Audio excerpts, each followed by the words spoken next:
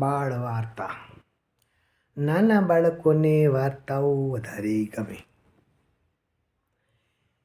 છોકરાઓ, એક હતી નાની ચકી અને એક હતો ચકો. ચકો ફરતો ફરતો બજારમાં ગયો, ચોખાનો દાણો લાવ્યો. ચકી ફરતી ફરતી બજારમાં ગઈ અને દાળનો દાણો લાવી. ચકી અને ચકાએ ભેગા મળી, ચકો બેઠો છે આમ જોડે. અરે ચકી ચકી, આ તો આપણા માટે કંઈક સારી ખીચડી બનાવો. ચકી કહે, ચી ચી ચી, હમણાં હું સારી ખીચડી બનાવી દઉં છું. ચકો કહે, છે છે છે, તું મજાની ખીચડી બનાવી દે, પછી આપણે બે ખાઈએ.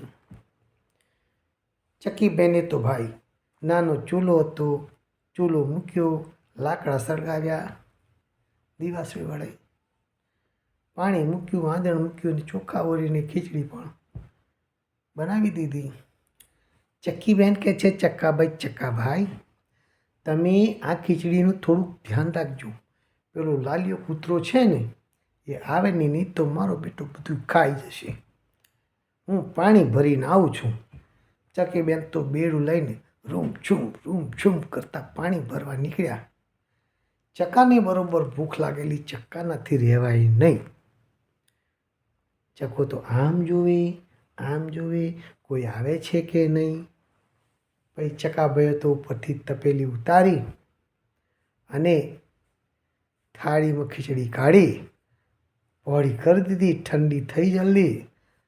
ચકી બેન તો પાણી ભરવા થોડુંક ખીંચવાનું એટલે વાર લાગે ભાઈ પહેલાંના જમાનામાં. અત્યારે તો ચકલીઓ ઘરે આવી જાય. પાણી કાઢવામાં વાર લાગી.